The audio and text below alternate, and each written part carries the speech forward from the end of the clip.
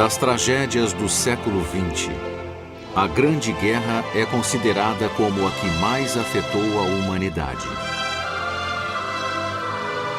Não apenas pelos 22 milhões de mortos entre 1914 e 1918, em uma população muito menor que a atual. Foi muito mais que a morte. Antigos impérios foram destruídos. O mundo perdeu gerações de filósofos, escritores, construtores, músicos, poetas, cientistas, médicos, artistas. A flor e a semente de um continente magnífico, mortas na lama e na desgraça.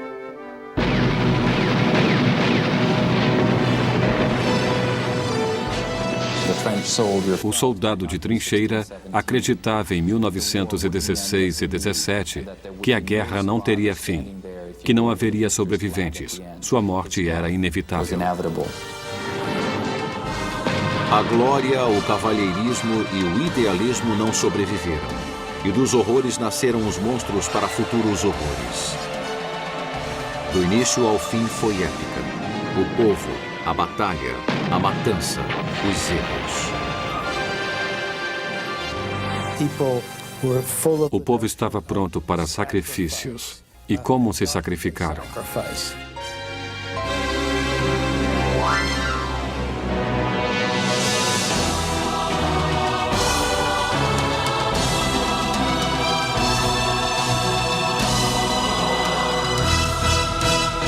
A Primeira Guerra Mundial, o fim de uma era. Distribuído por Logon. Versão brasileira, Sérgio Moreno. O fim do século que precedeu ao XX mostrou uma civilização europeia tão fascinante que parecia ter conquistado todos os desejos de riqueza da humanidade. Houve terríveis guerras no século anterior, mas agora a Europa parecia ter encontrado a paz através do equilíbrio diplomático. Além disso, o rei da Inglaterra, o czar russo, o Kaiser alemão e o imperador austríaco tinham algum grau de parentesco. Eram todos parte de uma família. O que haveria a temer?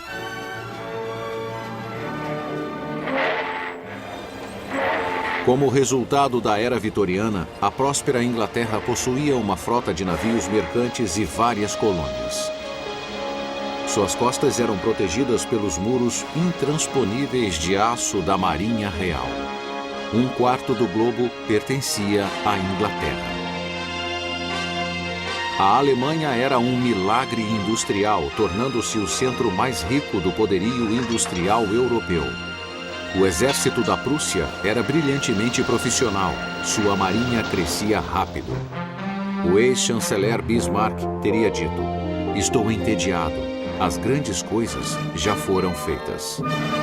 A França, com seu rico império além-mar, tornara-se tão importante intelectual e economicamente que Paris passou a ser o centro da cultura e dos negócios mundiais. O exército francês se mobilizava por trás de fortalezas que protegiam a fronteira oriental contra os alemães. Um ditado dizia: "Tão feliz quanto Deus na França." A Rússia era uma monarquia feudal. Sua corte suntuosa escondia uma decadência interna, mas seus gênios da literatura, da música e da dança deram-lhe estatura mundial. Apesar dos exércitos russos serem mal equipados, eram enormes e valentes. Mas um revolucionário chamado Trotsky observaria que a história já pousou sua gigantesca bota sobre o mapa. A Áustria, no 66º ano do reinado do idoso Franz Joseph, estava sitiada pela arrogância, com as tensões de um império poliglota prestes a romper-se em fragmentos étnicos. Mas isso não era novidade. A magnífica corte de Viena parecia eterna ao som de suas valsas. Em Washington, Woodrow Wilson governava um país jovem e feliz, com seus pensamentos elevados e pacíficos, típicos do professor universitário que fora um dia. É correto dizer que os americanos, tanto de dentro quanto de fora do governo, eram da opinião que a guerra na Europa não era de sua conta. were really none of our business. Em Sarajevo, Bósnia, a manhã do dia 28 de junho de 1914 era um dia ensolarado de paz. O arquiduque Franz Ferdinand, herdeiro do trono da Áustria, e sua amada esposa, Sophie, estavam em um automóvel conversível fazendo a revista militar no dia de seu 14º aniversário de casamento. Mas o jovem Gavrilo Princip, um austríaco de 19 anos pertencente ao grupo radical chamado Mão Negra, aguardava no meio da multidão que assistia à parada. Com 2 tiros ele cumpriu sua missão, matando Franz Ferdinand e Sophie. As últimas palavras do arquiduque foram: "Não foi nada." Mas o pequeno revólver de Princip dera início à morte de dezenas de milhões de pessoas.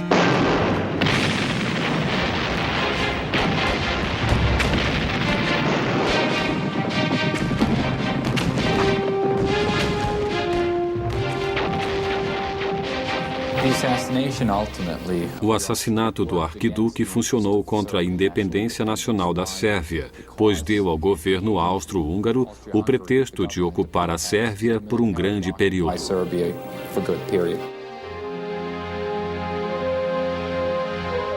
Logo, um embaixador apresentou-se ao Kaiser e questionou se a Áustria-Hungria contaria com o apoio da Alemanha em uma guerra contra a Sérvia, mesmo se a Rússia apoiasse os sérvios.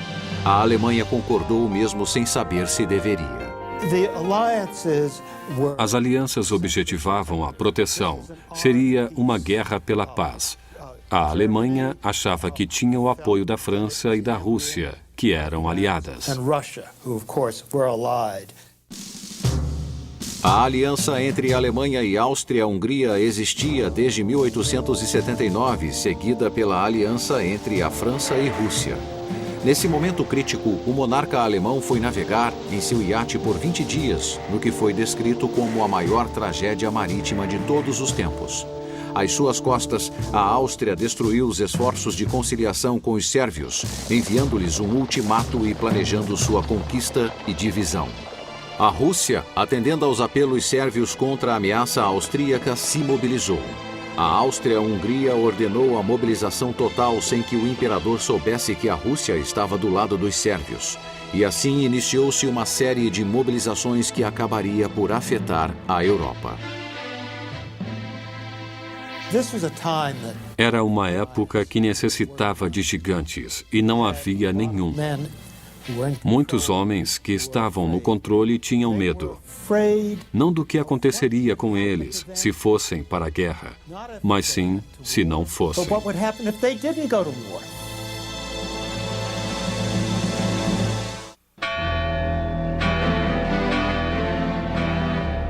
E no agosto fatal de 1914, as alianças falidas começaram a cair.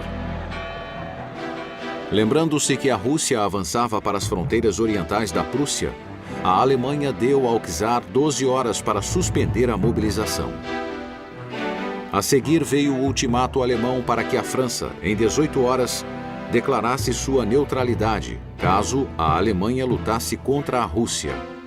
Com as fortalezas francesas de Verdun e Toul reféns dos alemães, a França se mobilizou.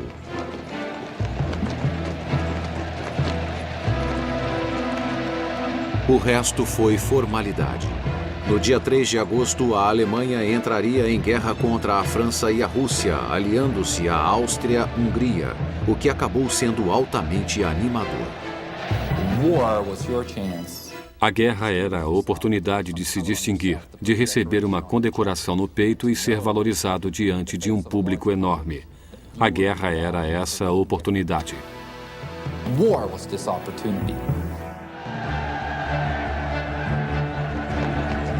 Entre 2 e 18 de agosto, a França enviaria 3,7 milhões de soldados em 7.000 trens. Um trem saindo a cada 8 minutos. A Alemanha enviou 1,5 milhão de homens ao oeste e mais 500 mil para o leste, em direção à Rússia. Era uma guerra pelo poder, prestígio, colônias, mercados competitivos. Não uma guerra de ideologias. Not a war about ideology. It's a war about Era uma guerra de pessoas querendo respeito. Uma guerra para a Alemanha, que se sentia esmagada e queria expandir-se.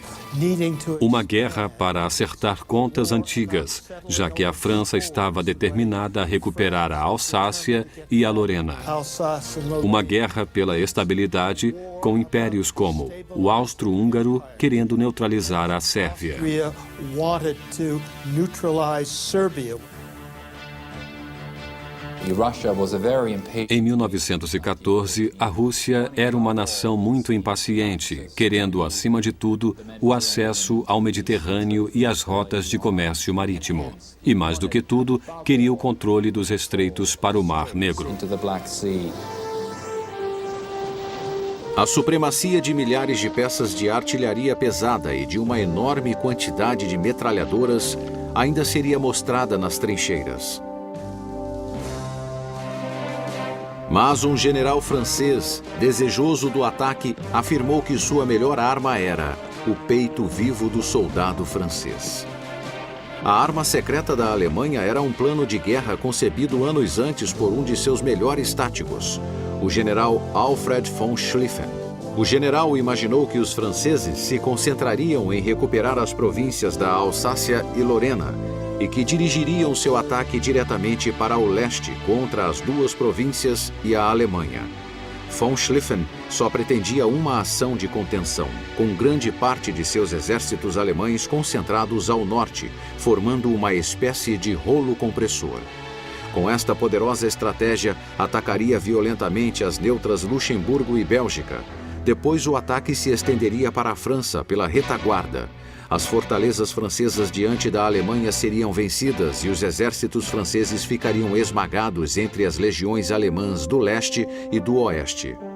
Nem o primeiro-ministro britânico nem seu ministro de Relações Exteriores estavam muito interessados na Sérvia ou em um pacto de defesa ambíguo com a França. Ficar de fora não ofenderia a honra britânica, a menos que a Alemanha violasse a Bélgica, cuja neutralidade a Inglaterra havia garantido na formação daquele estado em 1831.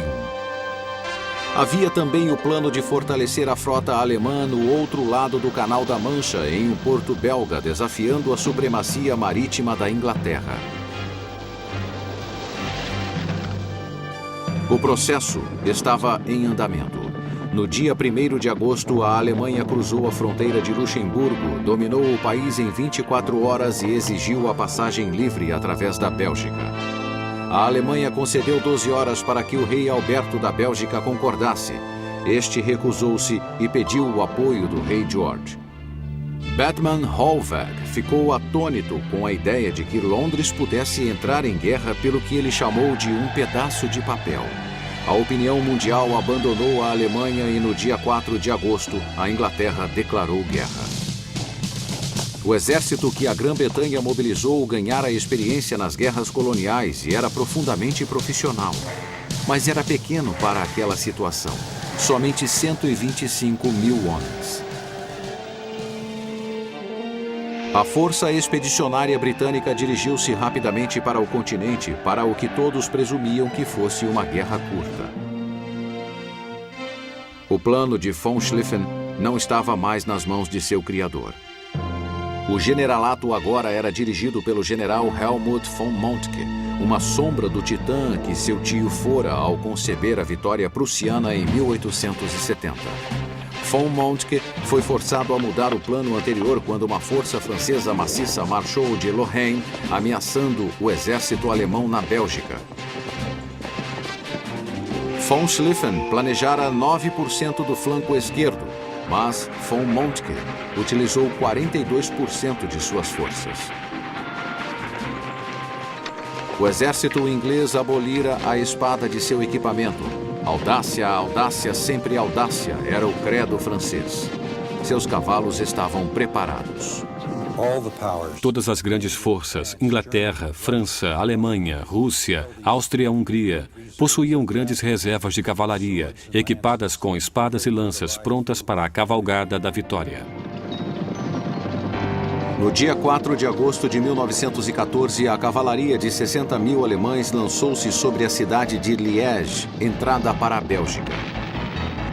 As baterias dominavam os corredores de ataque. Cerca de 25 mil belgas estavam na defensiva e as pontes sobre o rio Meuse foram demolidas. O ataque dos alemães falhou. Seus soldados afundaram no Meuse. Mas nascia uma lenda alemã. Um obscuro coronel, Erich Ludendorff, separou-se de sua unidade na confusão da batalha. E no caos, Ludendorff brilhou. Levou a cavalaria alemã para a estrada certa, atacando pela retaguarda as defesas de Liège. Quando um general caiu, Ludendorff tomou seu lugar. Entrou em Liège e tornou-se o herói wagneriano da Alemanha. Perdido na fumaça da batalha estava o verdadeiro herói, a primeira arma secreta da guerra. Os enormes canhões de 420 milímetros que destruíram os muros rígidos das fortalezas um a um, usando balas do tamanho de homens.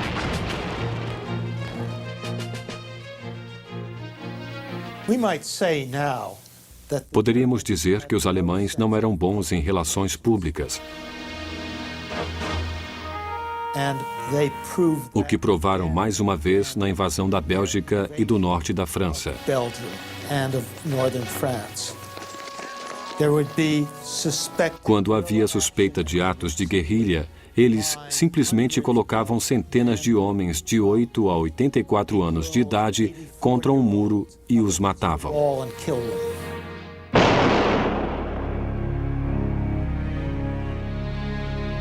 Queimaram a grande biblioteca de Louvain, um dos maiores centros culturais da Idade Média.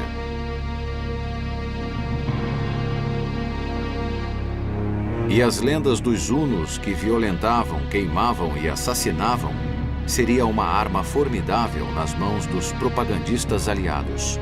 Os fantasmas dos belgas assassinados formariam exércitos para acusar os alemães de suas mortes.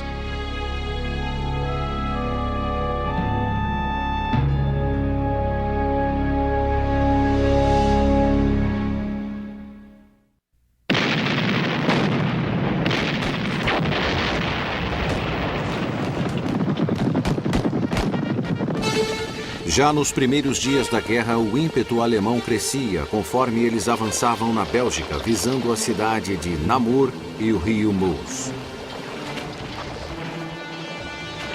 O chefe do staff francês, o marechal Joseph-Jacques César Joffre, era um homem forte, provocador e distante de suas tropas.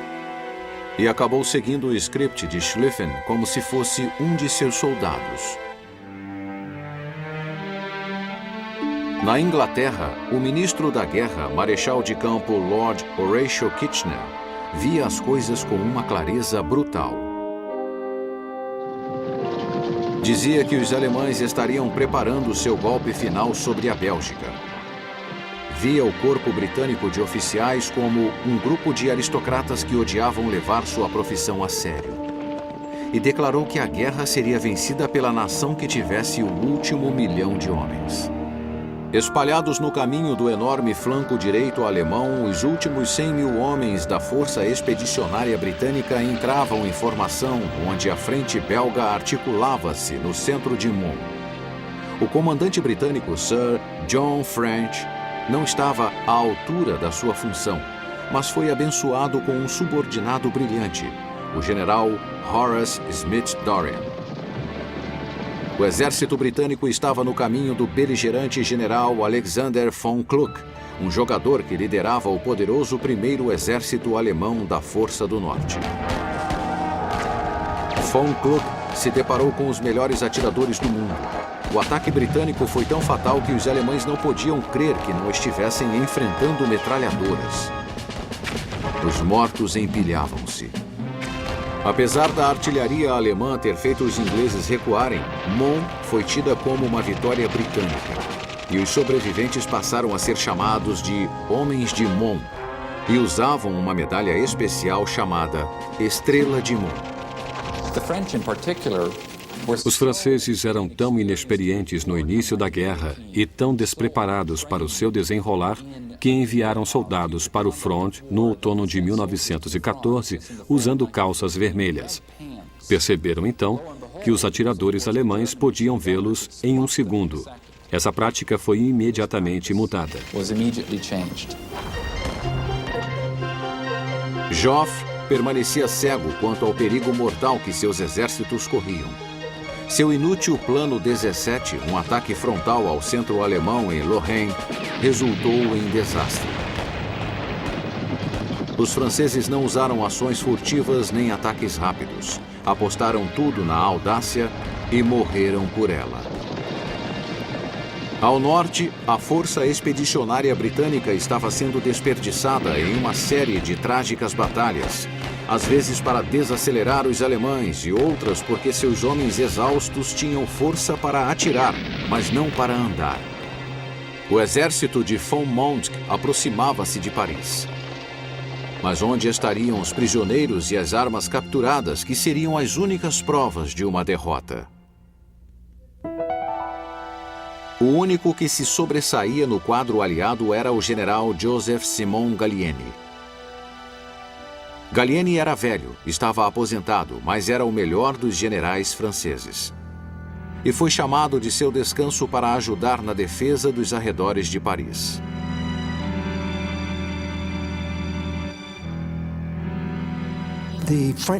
O governo francês estava pronto para evacuar Paris. Mulheres choravam pelas ruas. O rolo compressor alemão avançava sobre Paris. Então o general French propôs uma retirada dos britânicos para a Inglaterra. O ministro da guerra inglês o impediu furiosamente. Na Inglaterra, o escritor Sir Arthur Conan Doyle falou do agosto mais terrível na história do mundo. Comparou-o a uma terrível maldição de Deus. Von Kluck, percebendo a resistência e começando a sentir que Gallieni havia avançado demais, iniciou um recuo do flanco direito e mudou o plano que servira-lhe tanto. Ao invés de avançar para o sudoeste de Paris, iniciou sua entrada pelo sul para encurralar os franceses entre duas forças alemãs. Isso proporcionou que o flanco de seu exército, já enfraquecido por duas unidades enviadas para a frente russa, fosse posteriormente contra-atacado em Paris. Mas nada detinha sua natureza impetuosa de apostador. A nova possibilidade de reconhecimento aéreo provou seu mérito ao detectar a força inimiga ao longo do Marne. Von Kluck, audacioso, levou suas forças já exaustas adiante. Quando os soldados marcham dia sim, dia não, chega um momento em que estão cansados. Além disso, não imaginaram o efeito que as enormes distâncias teriam sobre seus cavalos.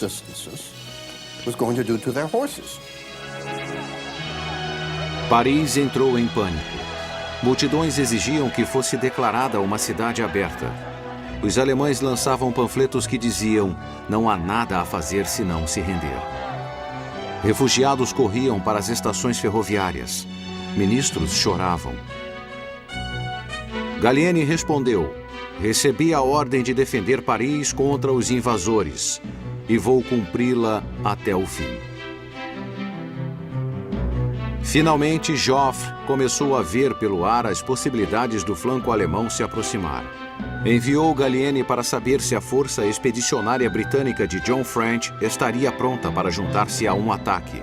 Sir John não sabia o que dizer, mas finalmente afirmou: diga a ele que tudo o que o homem puder fazer, nossos soldados farão. A Batalha do Marne foi uma série de encontros confusos e mortais que começaram no dia 5 de setembro e duraram por 7 dias terríveis.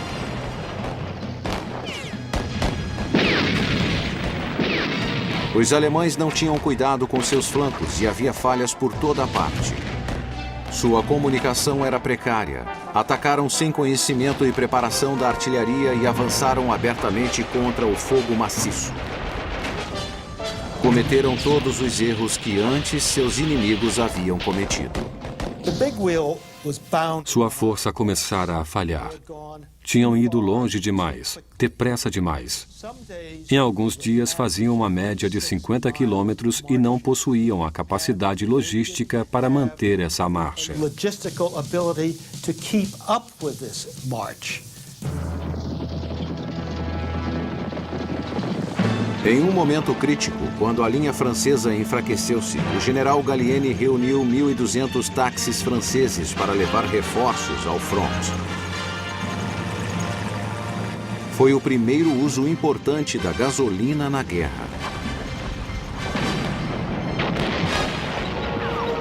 Pouco a pouco, o exército alemão afastou-se para o rio Aisne.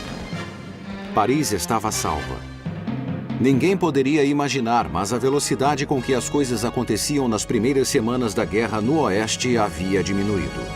Obviously, we will never know what would have happened if the Germans had taken Paris in 1914. Jamais saberemos o que teria acontecido se os alemães tomassem Paris em 1914. Mas evidências que temos de modo geral não nos sugerem que os franceses iriam jogar a toalha. Throw in the towel. Enquanto isso, no leste, a máquina mortífera não parara. O malogro alemão do Marne foi mais do que compensado nos portões da Prússia.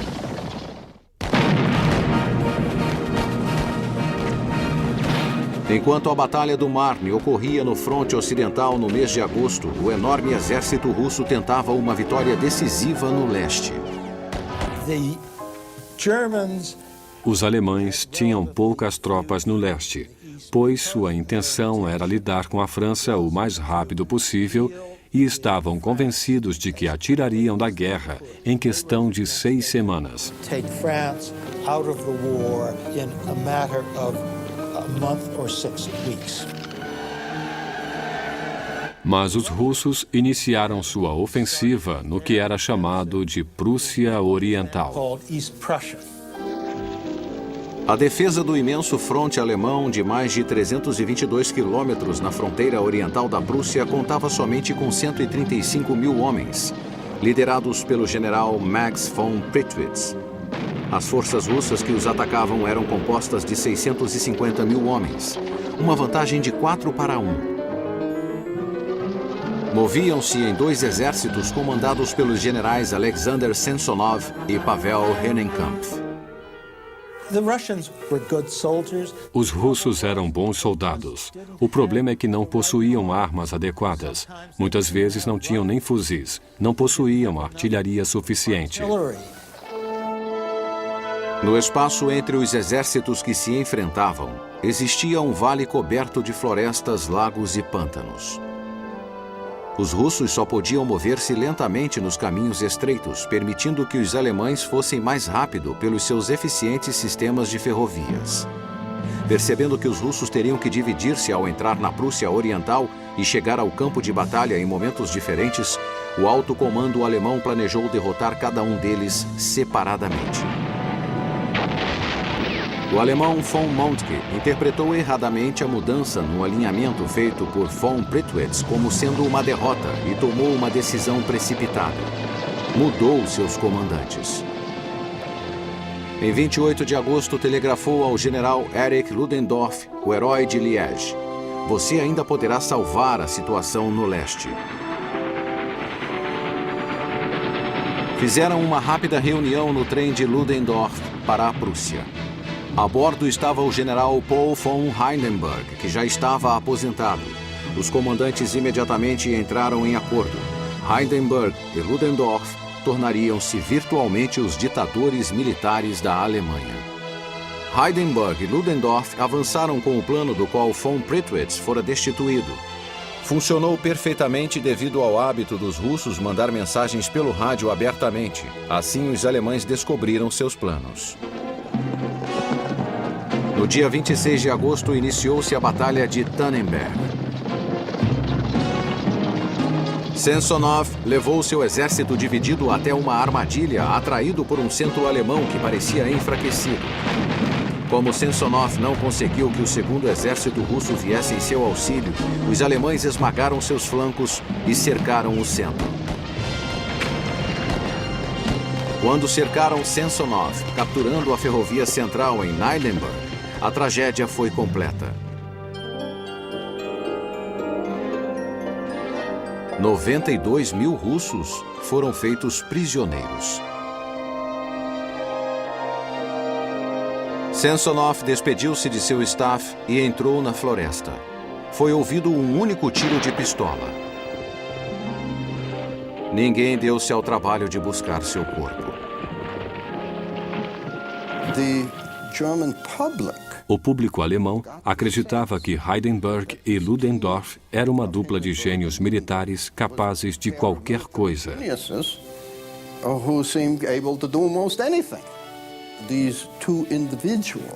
Esses dois indivíduos que ajudaram a Alemanha em uma crise terrível, talvez a levassem à vitória.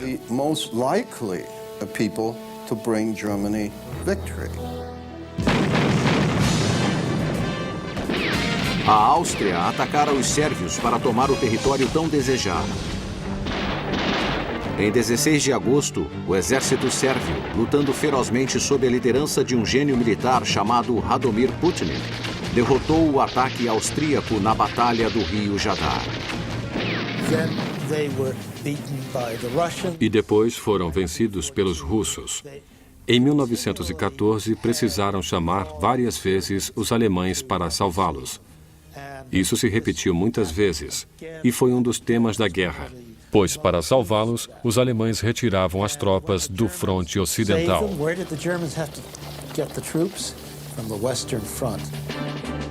Um oficial alemão suspirou preocupado. Estamos acorrentados a um cadáver. E também no Ocidente ninguém sentia-se confortável. Ninguém percebeu as implicações causadas por tantos soldados em um campo de batalha. Em 1914, a metralhadora e a artilharia rápida permitiam que um soldado cobrisse 3 vezes o campo que cobria na guerra de 1870. E as tropas eram 10 vezes maiores. Com o enrijecimento dos frontes, cada lado via que sua única esperança estaria nos flancos e teve início uma série de movimentos desordenados, as chamadas corridas para o mar, para cercar o inimigo ou defender-se de ataques surpresa. Não havia um local para onde pudessem manobrar. E esse tornou-se o grande dilema da guerra na França e na Bélgica. Como atravessar?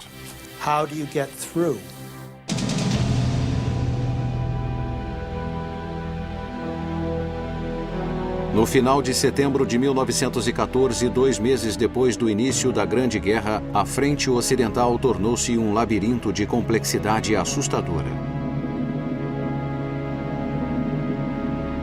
As trincheiras da altura de um homem foram aprofundadas para movimentar homens e cavalos. Galerias foram feitas para acomodar quartéis, casamatas, depósitos de munição, túneis de passagem e comunicação.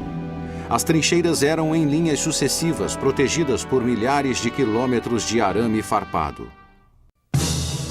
E com os frontes estabilizados foi possível iniciar a artilharia maciça na defesa e no ataque.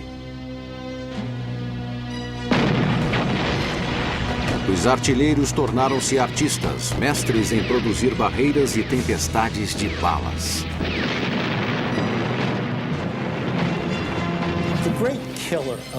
O grande assassino da Primeira Guerra Mundial foi a artilharia, responsável por 75% das baixas no conflito.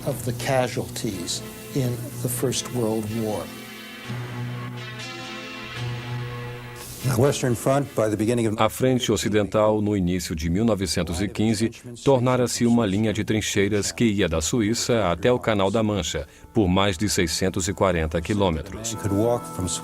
Dizia-se que uma pessoa poderia andar da Suíça até o canal sem jamais emergir do solo. Era mais do que a maioria dos homens podia suportar.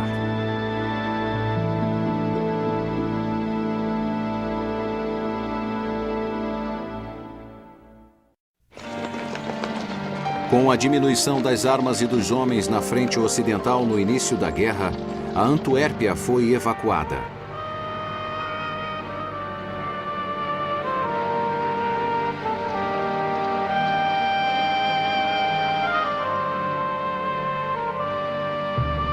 Os remanescentes das forças belgas e britânicas decidiram se fixar em Flanders, que se tornaria conhecido durante 4 anos como o campo mais letal da guerra. Os fracassos de von Moltke fizeram com que o comando do exército alemão passasse para o general Erich von Falkenhayn. Ele era enigmático, enérgico e foi detido pela arma de guerra mais antiga, a lama. Se tivessem vencido os belgas, teriam ganho os últimos prêmios de 1914, os portos do Canal da Mancha. Mas os belgas, sob as ordens do rei Alberto, resolveram inundar o local. E foi isso que deteve os alemães.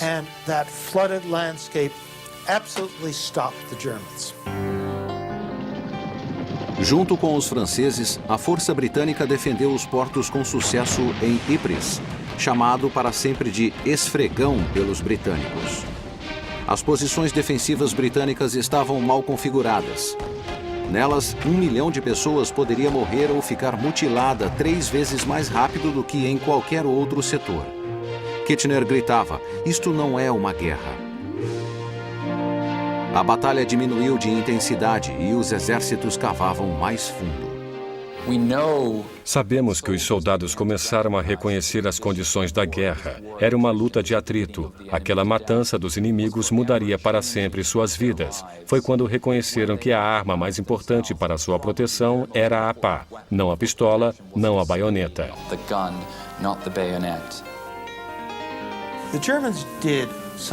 Os alemães foram muito espertos no início da guerra, quando conquistaram praticamente todas as terras altas da frente ocidental.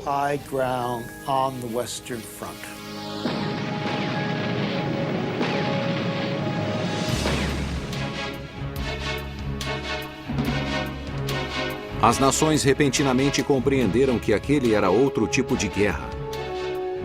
Máquinas de fabricar munição se espalharam por toda a parte.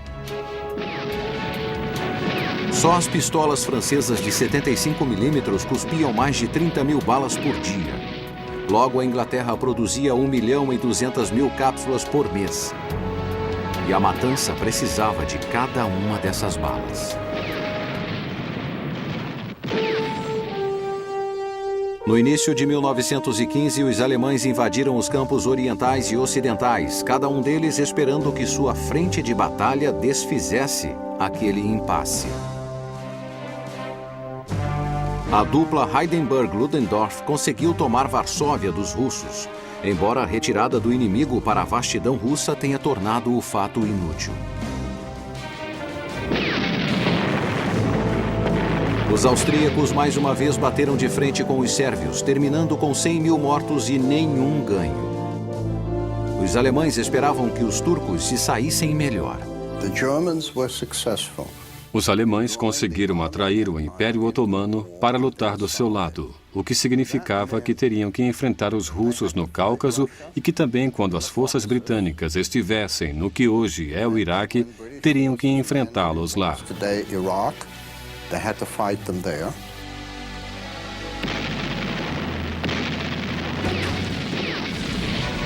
Turkey, although it... A Turquia, apesar de ter perdido o Império Otomano e a maioria de seus territórios europeus, ainda possuía a área em torno do que era na época Constantinopla, hoje Istambul, e o Estreito de Dardanelos, que liga o Mar Egeu e o Mar Negro. Uma área de enorme importância porque era a rota mais plausível por onde as forças ocidentais poderiam fornecer suprimentos militares para a Rússia. With military supplies. Apesar das tentativas turcas de penetrar na Rússia pelo Cáucaso em dezembro terem sido bloqueadas, os russos nervosos pediram que a Inglaterra os livrasse da ameaça ao sul. Os britânicos e os franceses estavam determinados a tomar Dardanelos. Planejaram uma campanha terrestre e naval combinadas, provavelmente a maior operação anfíbia realizada até aquele momento. Winston Churchill, como Lorde do Almirantado, foi um dos principais arquitetos da ideia. A tentativa das frotas britânicas e francesas de tomar Dardanelos através de uma batalha naval resultou no afundamento espetacular de 3 navios, causado por bombas e baterias da costa da Turquia. A tomada de Dardanelos teria que ser realizada por um exército vindo do mar. O ponto escolhido para o ataque foi a península de Galípoli, que guardava o lado europeu dos estreitos. Penhascos imponentes davam para o mar, com elevações de até 365 metros. O acesso através das praias estreitas e rochosas estava limitado a uma série de valas entre a densa ravina. O general Ian Hamilton foi enviado por Kitchener para comandar as divisões de australianos e neozelandeses com o general Birdwood. Os Anzacs e uma brigada francesa eram em número de 70 mil destinados à calamidade de uma meta impossível.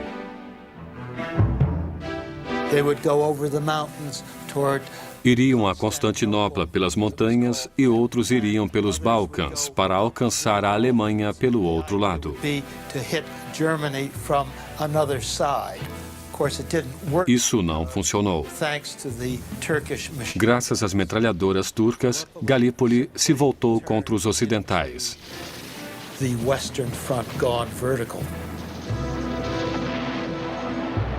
A luta foi soberba por parte dos defensores, liderados pelo general alemão Liman von Sanders, que logo comandaria 84 mil turcos. O desembarque em Galípoli foi feito por pequenos barcos e navios que reuniam as tropas recebidas por tiroteios mortais. As forças aliadas espalharam-se em torno de 4 praias no final da península.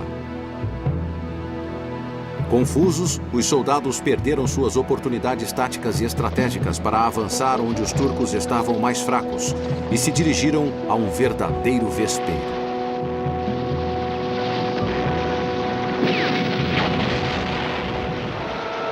Em pouco tempo, os soldados foram atacados pelas forças turcas nas praias cercadas por montanhas inexpugnáveis, de onde a morte lhes era imposta sem interrupção.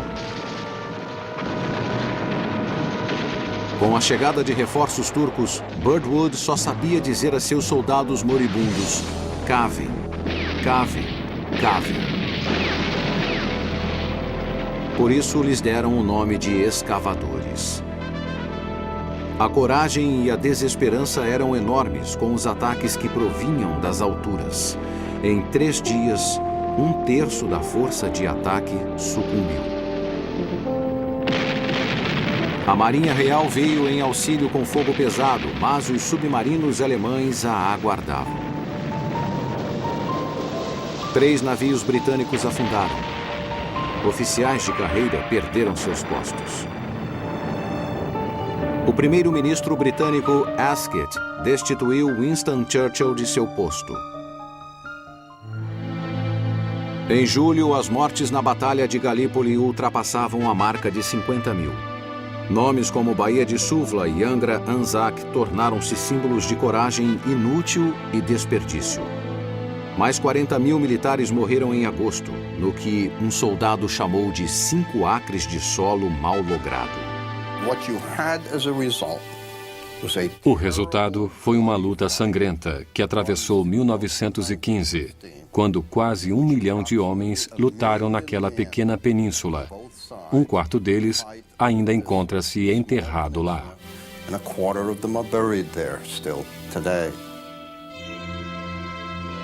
Logo após uma nevasca de dezembro ter congelado 280 homens nas trincheiras, os cavadores de Galípoli foram retirados. Mas novos horrores ainda estavam à sua espera. Ainda teriam que enfrentar situações insólitas na Grande Guerra que parecia consumir a humanidade sem fim.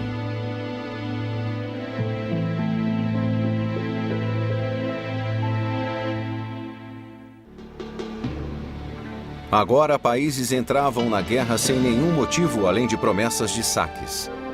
Alguns obtiveram ganhos fáceis, mas a maioria padeceu como gado em um matadouro. Os que entraram depois o fizeram apenas para obter vantagens: Japão, Itália, Bulgária e outros. O Império Além-Mar da Alemanha foi a primeira vítima da guerra. Os japoneses tomaram suas possessões na Ásia, os britânicos seus territórios africanos, e o Império Alemão deixou de existir em 1915. A Itália entrou por pequenos territórios do Mar Adriático até o Egeu.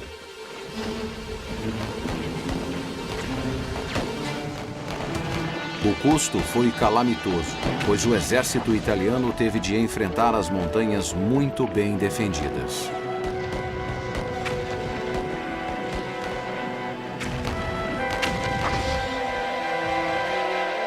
Os Balcãs escolheram seus lados freneticamente. Gregos, sérvios, albaneses, montenegrenses e mais tarde os romenos juntaram-se aos aliados. A Bulgária ficou com os turcos e as forças centrais.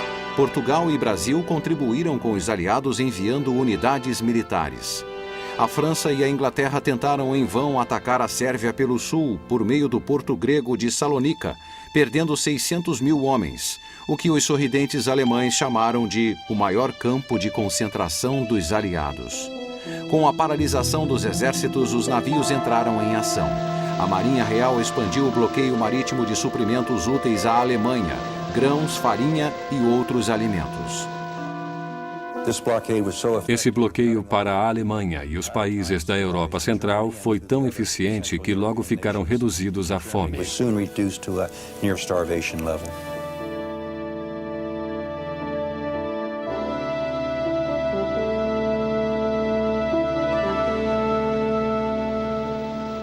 Os alemães, furiosos, buscaram a retaliação na sua crescente frota de submarinos.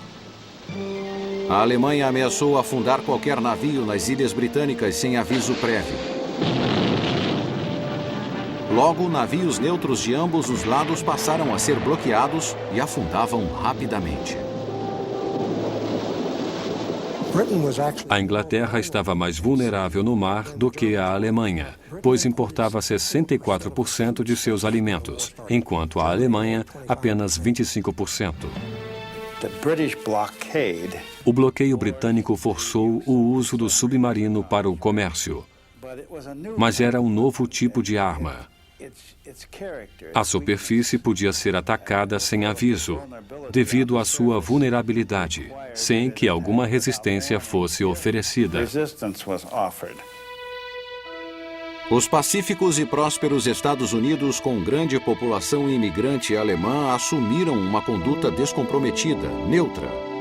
Perdiam mercados, mas seguiam indiferentes sob a liderança do presidente Wilson.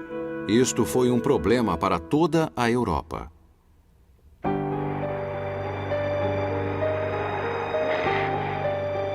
Mas quando o navio Lusitânia partiu de Nova York, apesar dos avisos da Alemanha, com uma lista de passageiros formada em grande parte por celebridades americanas, os resultados da Grande Guerra foram fatais.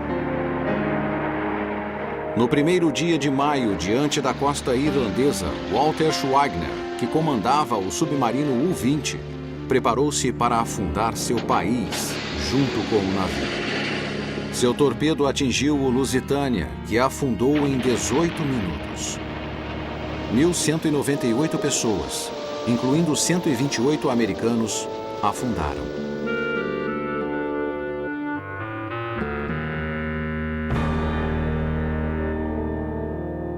Depois daquilo, não havia dúvida nenhuma de que, em algum momento, os Estados Unidos entrariam na guerra. A ira americana nunca seria aplacada. A Alemanha havia agravado a situação, recusando-se a desculpar-se ou a recompensá-los, e elogiou Schwagner em sua imprensa nacional. O presidente Wilson tentou acalmar todos com a declaração: um homem tem o direito de orgulhar-se de não lutar. Foi massacrado por desejar proteger seu povo daqueles novos horrores surgidos na frente ocidental. Em Ypres, em um dia ensolarado e tranquilo nas linhas francesas, as tropas coloniais viram duas nuvens verde-amareladas vindo em sua direção, como se fossem neblina sobre o pântano em uma noite de frio.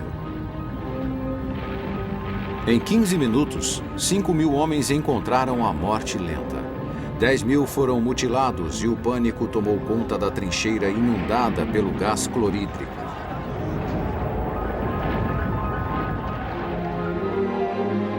Até os alemães ficaram atônitos com o massacre e não aproveitaram os quase 10 quilômetros de abertura na linha. Com a surpresa daquela arma letal, o gás venenoso tornou-se mais um artefato mortal, sendo lançado constantemente em cilindros pela artilharia. Gases fosfogênio e mostarda juntaram-se ao clorídrico nos ataques fatais e passou a ser comum encontrar-se soldados cegos, asfixiados e com os pulmões destruídos. As nuvens de gases tornaram-se tão temidas quanto as mutilações. As batalhas sobre as vilas e lugarejos continuavam. Mas Artois, Albert, Ritchie, segundas por Ypres, Vimy Ridge, Champagne, Luz, resultaram apenas em homens mortos para adubar seus campos de papoulas. Joffre afirmou que não tinha pressa.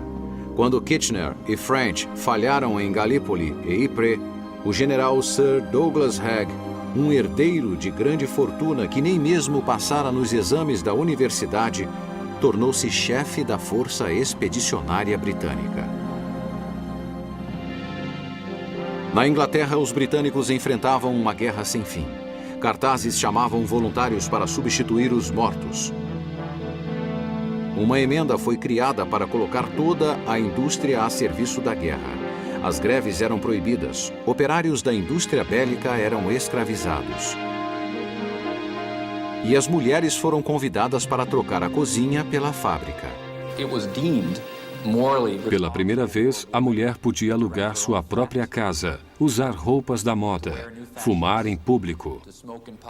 A guerra dera à mulher europeia um novo tipo de independência.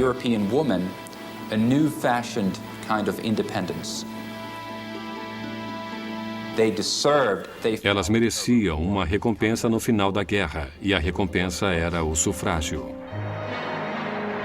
A morte também chegara aos lares. De 1915 a 1917, grandes aeronaves alemãs chamadas Zeppelins começaram a atacar a Inglaterra. Os alemães bombardeavam cidades bem distantes do fronte. Costumamos esquecer que os alemães adoravam bombardear as cidades. Surgiram então os canhões antibombardeiros e aviões de caça que suavizaram a ameaça dos Zeppelins. Pela primeira vez na história apareceu um novo herói que vivia nas nuvens. 10 anos após os irmãos Wright voarem, os duelos eram acima da terra.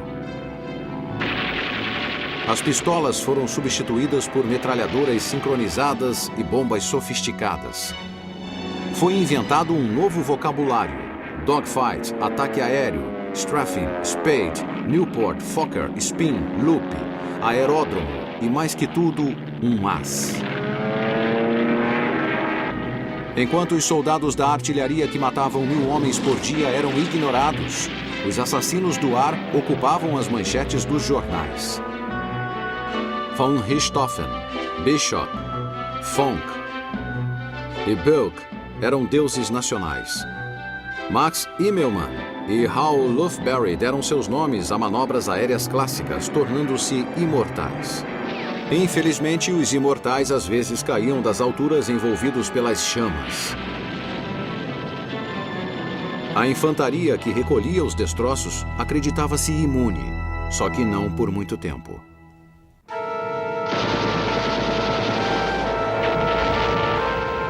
A grande matança que a Primeira Guerra havia se tornado dirigiu-se para o mar. No dia 30 de maio, houve um grande confronto entre a imensa frota britânica e a frota alemã.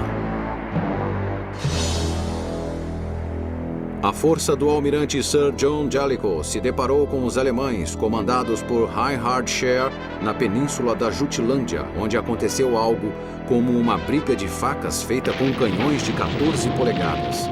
Os alemães estavam mais preparados e 117 mil toneladas de navios ingleses afundaram, juntamente com 61 mil toneladas de navios alemães.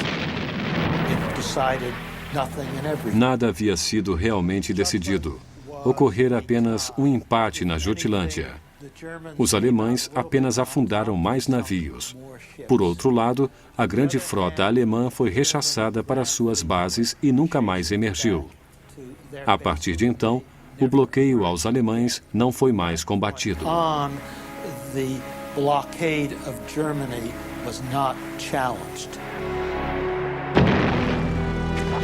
De volta à terra, a Áustria finalmente derrotou a Sérvia com a ajuda alemã e os exércitos russos foram afastados para a Prússia. Mas não houve uma decisão. O resultado de Lord Kitchener, o antigo herói do Império Britânico, foi tão insignificante que na época da sua morte, em um ataque submarino, a Câmara dos Comuns pensava em reduzir seu salário. Em seu lugar como ministro da guerra entrou o explosivo David Lloyd George. A liderança inglesa voltava, mas surpreendentemente sua estratégia de guerra continuava igual. Douglas Haig estava prestes a cometer um erro militar que assombraria a Inglaterra pelo resto do século XX.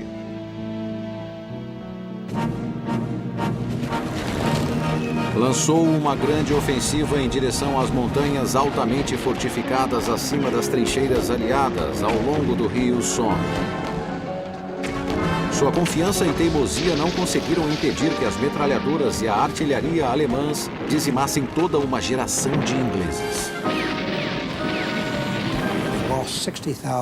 Eles perderam 60 mil tropas em um único dia. Esse ataque teve implicações muito além dos campos de batalha. Os australianos e os canadenses jamais perdoariam as táticas inglesas usadas no fronte ocidental em 1916 e isso abalou o Império Britânico.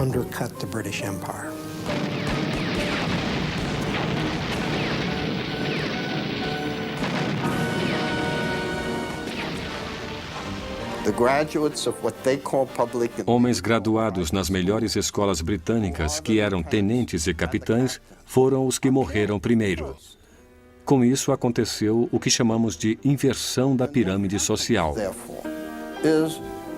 A próxima geração de médicos, advogados, funcionários públicos, engenheiros e líderes políticos foi morta primeiro. Doctors, lawyers, civil servants, engineers, political leaders are the people who get killed first. O poeta-soldado Siegfried Sassoon escreveu: "Meus olhos dirigem-se para as sombras verdes escuras do pequeno rio, mas meus pensamentos são frágeis diante de tão grande infelicidade." Os ganhos foram poucos. A matança continuava. Haig continuou com sua campanha sangrenta até novembro, quando não havia mais ninguém para convocar. No final de 1916, 607 mil soldados ingleses haviam morrido. Com a destruição do exército profissional e da morte dos voluntários no Somme, o recrutamento começado em 1915 servira para alimentar a máquina da morte. Casados morriam juntamente com solteiros. Comunidades inteiras alistavam-se nos batalhões de amigos, dos quais o mais famoso foi o de Liverpool.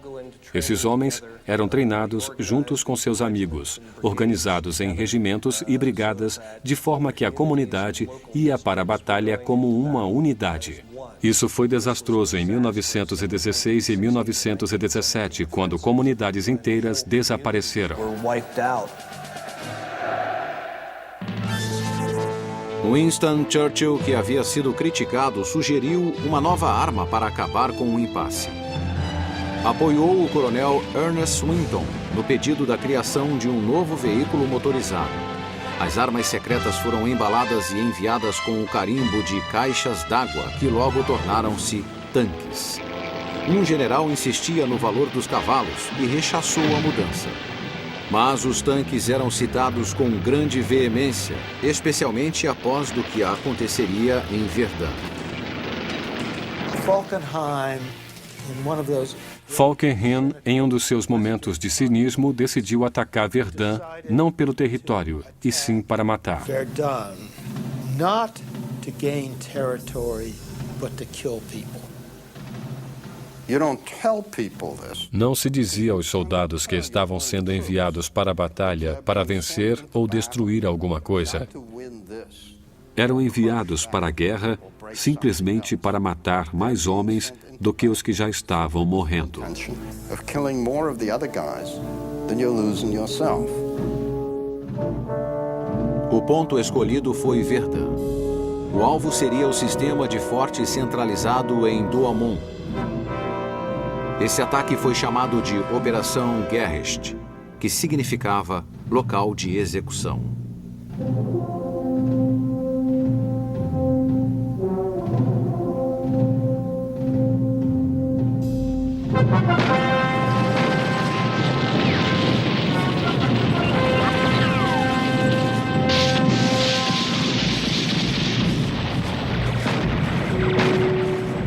As bombas caíam a uma velocidade de 100 mil por hora.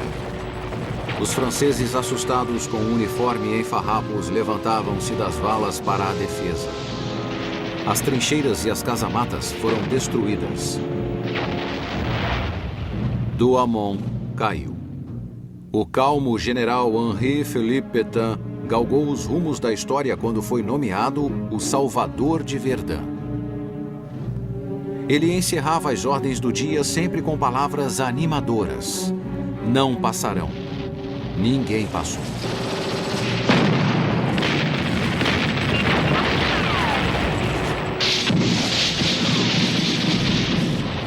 Depois de quase 6 meses de luta, a exaustão e falta de munição causaram o cessar-fogo em Verdun. A França perdera 500 mil homens. A Alemanha 400 mil. Falkenhayn acertara na sua estimativa, só que estavam longe da vitória. Seus homens morreram na lama, outros na areia. Foi na Primeira Grande Guerra que o petróleo fez a diferença, e ele estava localizado no Oriente Médio. Os ingleses queriam expandir seu império e tomar o controle do petróleo. Então, muitas tropas foram colocadas no Egito e na Mesopotâmia.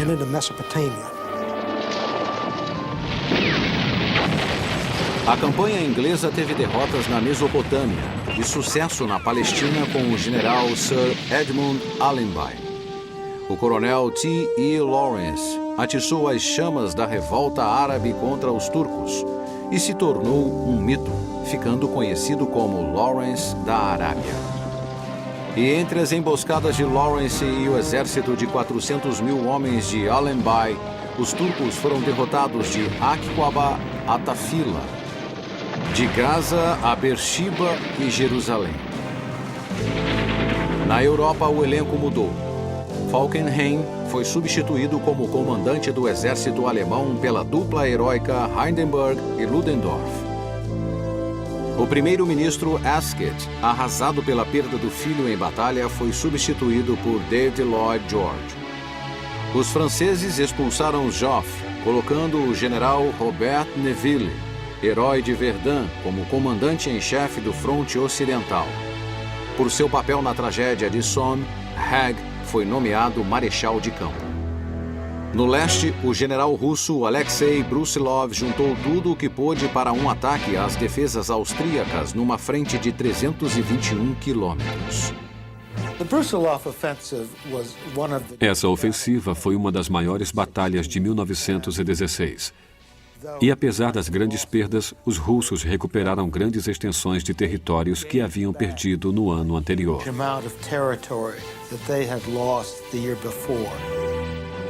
Mas essa foi a última grande vitória dos russos, pois seus soldados morriam de exaustão e falta de suprimentos. O sofrimento sem perspectiva de progresso começou a minar a Rússia por dentro, o que teve consequências muito mais sérias.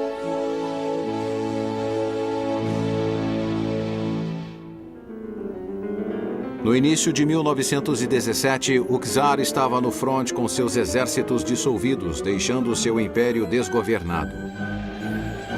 Em Petrogrado surgiram revoltas e as metralhadoras da polícia mataram centenas. O conflito espalhou-se para outras cidades. O que farei? Perguntava o czar a seus conselheiros. A resposta era: deves abdicar. Foi o que ele fez e a dinastia Romanov morreu no dia 16 de março de 1917. Para desestabilizar seu inimigo, a Alemanha enviou para a Rússia o arqui-revolucionário Vladimir Lenin, vindo de seu exílio em Zurique. A partir daquele momento, Lenin lançou-se furiosamente em sua luta pela liderança e a Rússia começou a abandonar a guerra. Mas tudo que os alemães ganhavam na Rússia, perdiam para os Estados Unidos com suas sabotagens, submarinos e habilidades em geral.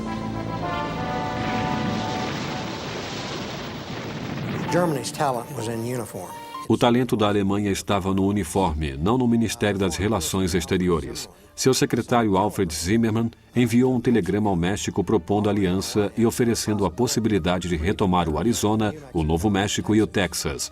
Este telegrama foi enviado pelo sistema de comunicação americano, facilitando que o recado fosse interceptado. Os americanos sabiam o que iria acontecer. E quando isto foi publicado nos jornais, o secretário alemão, ainda mais ignorante, admitiu que era seu. Depois deste episódio, a guerra entre Estados Unidos e Alemanha era inevitável.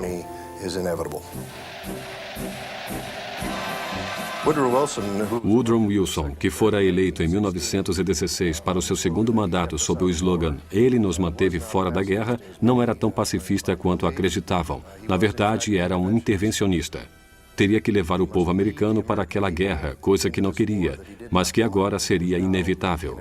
Enviou em 2 de abril uma mensagem aos membros do Congresso dizendo que os americanos não tinham nada contra o povo alemão, mas que deveriam fazer do mundo um lugar seguro para a democracia. As forças americanas anti-guerra perderam força e ouviam-se os gritos de morte ao Kaiser e para Berlim. Wilson assinou então a declaração de guerra. Quando o exército americano começou a se preparar para a guerra na Europa, era fraco e despreparado como nenhum outro exército das grandes nações. Era composto de 200 mil homens e não tinha equipamentos modernos. Era preciso um grande líder para formá-lo. E encontraram em um novo comandante. John Pershing era oficial de cavalaria, formado por West Point. Lutara nas últimas guerras indígenas e saíra-se bem na Guerra Hispano-Americana. Comandara a 10ª Cavalaria, conhecidos como Soldados Búfalos Negros, de onde surgiu o apelido Black Jack. Lutara também na Revolta das Filipinas. Então, o presidente Roosevelt promoveu-o de capitão para general brigadeiro. Pershing era um importante símbolo, o homem que chegou para arrumar a casa. Nenhum soldado foi perdido durante a transferência das tropas para a Europa em 1917. O almirante Sir William Sims encontrara-se com os britânicos e alinhou seus destroyers em semanas para proteger seus enormes comboios. Franceses e britânicos, sedentos de sangue, ficaram encantados. Queriam todos os homens. Lafayette, aqui estamos, bradou o coronel Stanton no dia 4 de julho de 1917, quando os americanos chegaram à França, sendo recebidos alegremente. O que os cidadãos não sabiam era que o grande exército de Pershing aprendera a marchar, mas ainda estava aprendendo a lutar. Precisariam de meses para colocá-los no front. Pershing estava determinado a manter a integridade do exército americano, mas era realista o suficiente para saber que precisaria do comando britânico e francês em tempos de emergência. Enquanto isso, repetindo os erros de seus predecessores, o general Neville montou outra ofensiva para vencer a guerra baseada em todas as antigas impossibilidades. Apesar de não conseguir avançar com seu ataque a Arras, perdendo 187 mil homens em 10 dias, teve outro resultado infeliz: um motim. O exército recusou-se a continuar lutando. Os homens fugiam para cidades próximas, tentando obrigar trens a irem para Paris. Eles não conseguiam ser impedidos e alguns poucos líderes foram cercados. And eventually, ringleaders were rounded up. Houve tentativas violentas de refazer o exército, mas apenas conseguiram livrar-se de Neville e trazer o general Pétain para equilibrar a liderança com compaixão. Ele recuperou o exército desmoralizado, mas os soldados estavam cansados e eram poucos. Precisavam de corpos americanos jovens e fortes. Georges Clemenceau, o novo primeiro-ministro francês, queria apressar as coisas e dizia isso claramente. O marechal de campo Haig tentou tomar os portos de submarinos e desviar os alemães do setor francês, mas isso apenas acrescentou mais cruzes aos cemitérios ingleses. Escolheu Flanders para tentar uma última penetração. No fronte de Ypres, houve uma terceira batalha em terras pantanosas de vilas destruídas. Uma delas, chamada Passchendaele, cercada pela lama e morte, seria lembrada por gerações a fim. Não há nada parecido com a lama da Europa durante a Grande Guerra. Era um mar líquido onde os cavalos se afogavam. Os feridos afundavam na lama e não morriam de ferimentos, mas afogados. Não havia mais tropas. Não conseguiam se mover e os soldados ficavam automaticamente deprimidos. Porém, havia uma ponta de esperança em Cambrai, onde o ataque de 324 tanques a 2,5 km por hora ganhou mais terreno em 6 horas do que tinha acontecido em 4 meses. Na Itália, os alemães foram auxiliar os aliados austríacos e acabaram com seus inimigos. No outono de 1917, atacaram o exército italiano na Batalha de Caporetto, que terminou em 20 dias.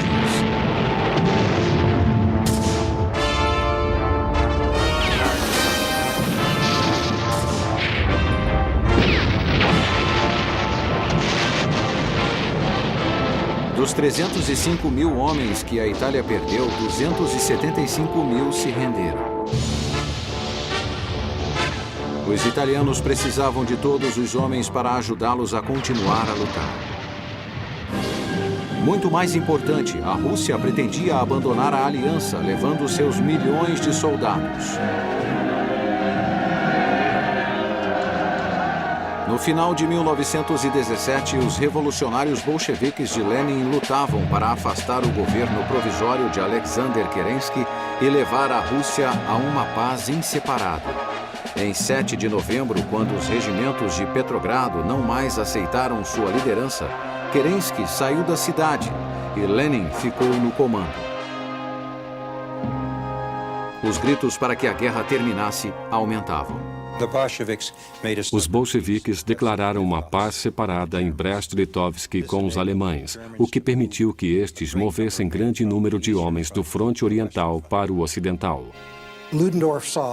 Ludendorff viu que 1918 seria o início ou o fim da Alemanha. Um grande número de americanos aproximava-se e ele teria que destruir os exércitos aliados que estavam na luta desde 1914, antes da chegada dos americanos. Ludendorff criou uma nova doutrina tática para os alemães no inverno de 1917-1918. A infantaria era composta de pequenos grupos de 12 a 15 pessoas, armadas ou reunidas em torno de metralhadoras ou lança-chamas. Deveriam infiltrar-se e flanquear, ir para trás e continuar. O ataque começou na neblina de 21 de março. Houve uma enorme preparação da artilharia, pequena e muito violenta. Gases e fortes explosivos. Quando os alemães infiltraram-se nas linhas de frente, os ingleses foram destroçados. Havia 8 batalhões britânicos, 6.000 tropas no local. Só 50 sobreviveram. Sua frente desintegrou-se em ilhas isoladas com a maré de alemães em torno deles. Abrigos caíram e depósitos de munição explodiram. Os alemães, em sua Operação Michael, conseguiram penetrar. O eixo de comunicação de Amiens seria o alvo seguinte para separar os franceses dos britânicos. Depois iriam para Paris e para o Canal da Mancha. Ludendorff já previa a vitória. A Operação Michael foi um enorme sucesso no primeiro dia. Em 24 horas, os alemães ganharam mais terreno do que os franceses em 140 dias, 2 anos antes.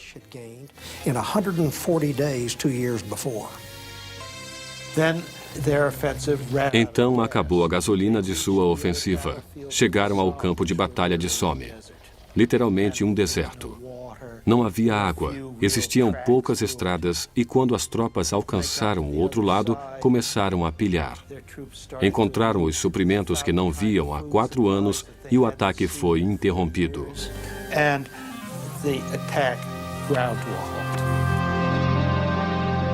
Os aliados precisavam de um comandante-geral.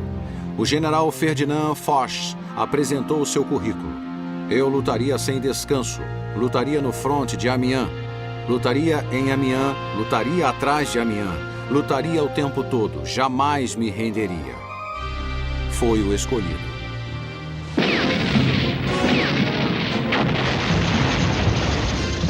A operação percorreu 2.000 quilômetros quadrados e capturou 90.000 prisioneiros. Ludendorff reagrupou suas forças exaustas para seguir em frente.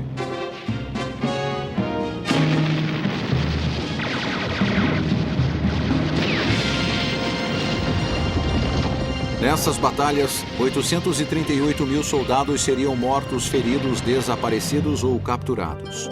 Ninguém podia arcar com tais perdas. Mas os alemães não se recuperaram.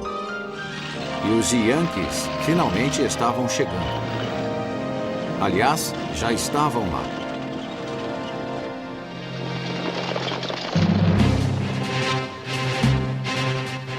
O que levou os americanos à sua primeira ação em grande escala foi quando um ataque repentino alemão fez um avanço sobre as linhas francesas e britânicas por trás do elevado Chemin des Dames.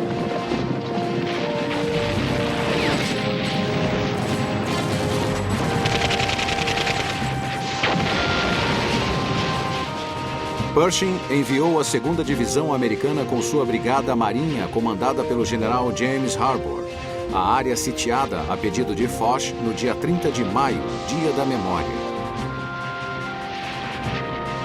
Chegando a Château-Thierry, passando por franceses gritando "A guerra acabou", os americanos ficaram encurralados nas margens de um rio e lutaram contra um inimigo que usava metralhadoras e artilharia. Mais uma vez, Paris foi ameaçada e novamente o governo francês resolveu partir. Os refugiados foram na frente. Pershing disse: a possibilidade de perder Paris tornou-se aparente. No dia 1º de junho, a 3ª Brigada Americana e a Brigada Marinha iniciaram a rota Paris-Metz para auxiliar os franceses. Os alemães vindos de Château-Thierry invadiram a estrada indo para Belleau, um local de caça. O general Harbour disse a seus fuzileiros: não cavamos trincheiras para nelas cair. Os fuzileiros ficarão onde estão.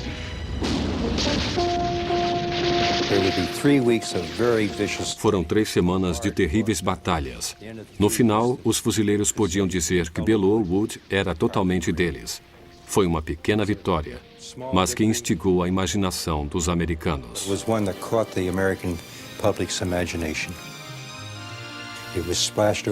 Foi estampado nas primeiras páginas de todos os jornais americanos. Os fuzileiros salvam Paris em Belleau Wood. Isto aborreceu o exército e ainda aborrece em alguns quartéis. O entusiasmo era grande na América. O povo sofria falta da carne, gás e luz em suas casas. Diziam a eles: lambam os selos de guerra e lambam o Kaiser. Astros de cinema faziam comícios pela liberdade e 1/4 da população adulta participou. Ludendorff ainda tinha cartas nas mangas. mas difamava os americanos em seus telegramas. O grupo é excelente, o espírito das tropas é elevado, o efeito moral de nosso fogo não permite o avanço da infantaria.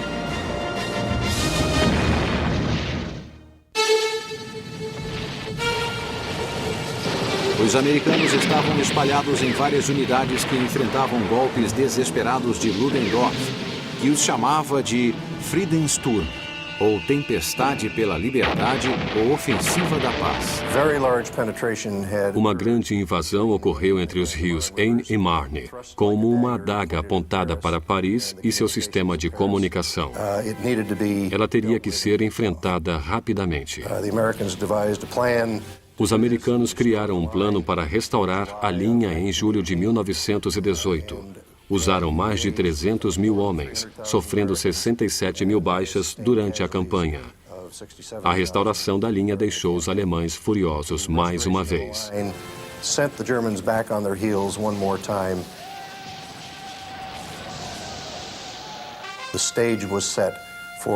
O cenário estava armado para a formação do primeiro exército americano. O sonho de Pershing em liderar uma batalha na França iria tornar-se realidade.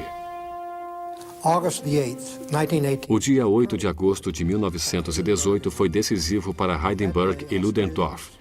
Nesse dia, australianos e canadenses atacaram sob o comando de Haig, usando 450 tanques, vencendo os alemães. Os alemães começaram a render-se.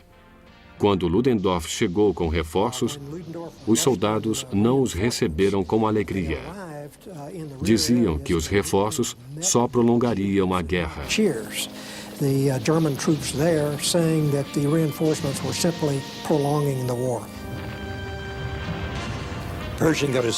Pershing teve sua primeira chance de mostrar o que o exército americano poderia fazer em setembro em Saint-Mihiel.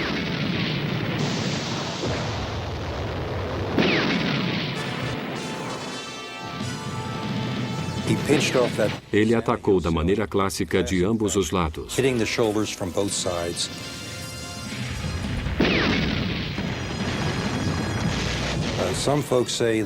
Alguns dizem que os alemães já estavam retirando-se de Saint-Mihiel. Talvez estivessem porque sabiam que os americanos estavam chegando. Foch pedira que as tropas americanas se misturassem às suas forças para uma ofensiva a Meuse-Argonne, atacando a Operação Saint-Mihiel, mas Pershing recusara. "Você quer lutar?" perguntou Foch. Pershing respondeu, "Naturalmente, mas como um exército americano." E quando Foch insistiu, Pershing respondeu, "Pode insistir o quanto quiser, mas eu não concordo." Em 26 de setembro, os americanos lutavam em Meuse-Argonne como uma unidade com seus próprios comandantes. Meuse-Argonne foi a primeira batalha americana de fato e foi difícil. Pershing ordenara um ataque em linha, o que significava que qualquer resistência em algum setor pararia toda a linha.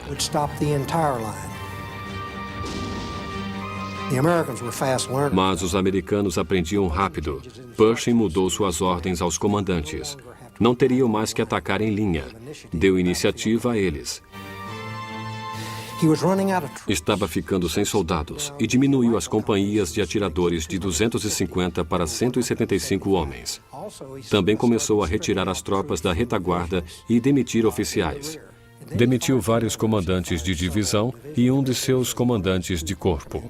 Então, quando o ataque foi retomado em meados de outubro, os americanos puderam mover-se.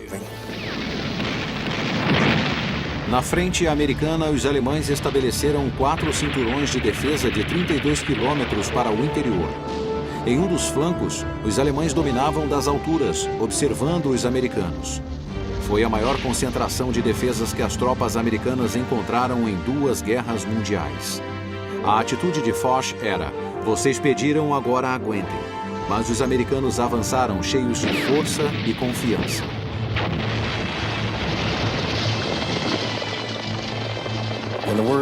O general Ludendorff, anticético, quando perguntado quem venceu a guerra, dizia: "A infantaria americana." Os alemães e seus aliados caíam por toda parte, desde a frente ocidental até a Grécia e ao Oriente Médio. As novas reposições que vinham das áreas urbanas alemãs e o afastamento dos melhores soldados resultou em uma diminuição qualitativa da força do exército alemão.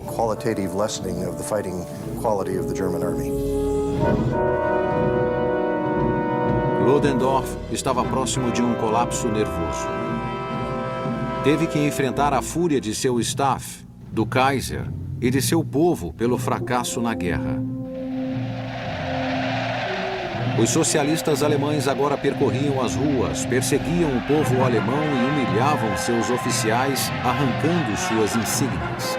A frota se amotinou contra as ordens do almirante Scheer de colocar navios no mar para uma última batalha. Assassinou oficiais e voltou aos portos com as bandeiras vermelhas dos socialistas hasteadas. No dia 4 de outubro, uma negociação de armistício foi enviada secretamente para o presidente americano com a esperança de que Wilson, o idealista e liberal que escrevera 14 pontos de base para a paz mundial, fosse o porta-voz ideal contra os beligerantes franceses, britânicos e italianos. Wilson queria colocar-se na posição de árbitro mundial, juiz do mundo, capaz até de ordenar um acordo de paz. Pensava poder, se necessário, mandar também nos aliados. A linha Hindenburg estava partida. Os turcos abandonariam a guerra em 30 de outubro e a Áustria em 3 de novembro. O Kaiser então dispensou Ludendorff. O velho deus da guerra alemão colocou uma barba falsa e óculos escuros e fugiu para a Suécia. Havia acabado. Uma comissão de armistício alemã encontrou-se às 7 horas em um trem na floresta em Compiègne. E quando um alemão perguntou quais as propostas para o armistício, o Marechal Foch respondeu friamente: "Não tenho propostas a fazer." Os aliados queriam continuar lutando. Os alemães perdiam as esperanças de manter qualquer coisa. A Grande Guerra terminaria às 11 horas da manhã do dia 11 de novembro. Na retirada, os alemães destruíram cidades, plantações, minas de carvão e obras de arte. Esse ato de vandalismo foi retribuído com a exigência de que indenizassem o que fizeram, pagando 32 bilhões de dólares pelos danos de guerra. O trem imperial creme e dourado seguia na escuridão e deixou o Kaiser depois da fronteira holandesa. Ele passou seus anos de asilo totalmente renegado. Em 11 de novembro, lembrado como o dia do armistício, Hindenburg chorou e as armas da Grande Guerra calaram-se para sempre. Novamente ouviam-se os pássaros. As tropas saíam de suas fossas e piscavam diante da luz do sol. Beberam pouco. A sobrevivência já era o bastante. As frentes aliadas explodiram em alegria histérica enquanto os alemães choravam copiosamente.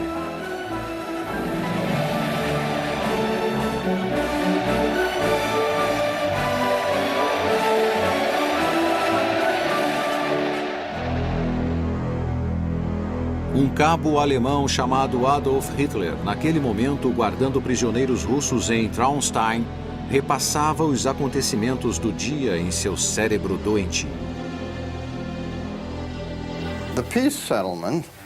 O Acordo de Paz. Uma série de decisões feitas com a Alemanha, a Áustria, a Hungria, a Bulgária, a Turquia, foi assinado nos subúrbios de Paris. E esses tratados foram muitas vezes criticados.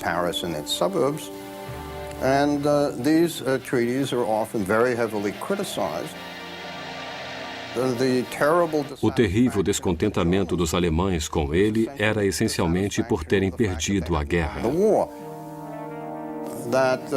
E perdendo a guerra, não conseguiram tudo o que ambicionaram. Isso não me parece nada surpreendente.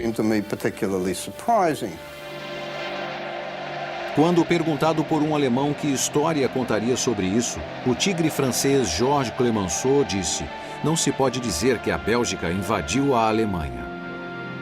In trying to sum up, Tentando resumir a guerra, não há como expressar o que aconteceu. express what had happened.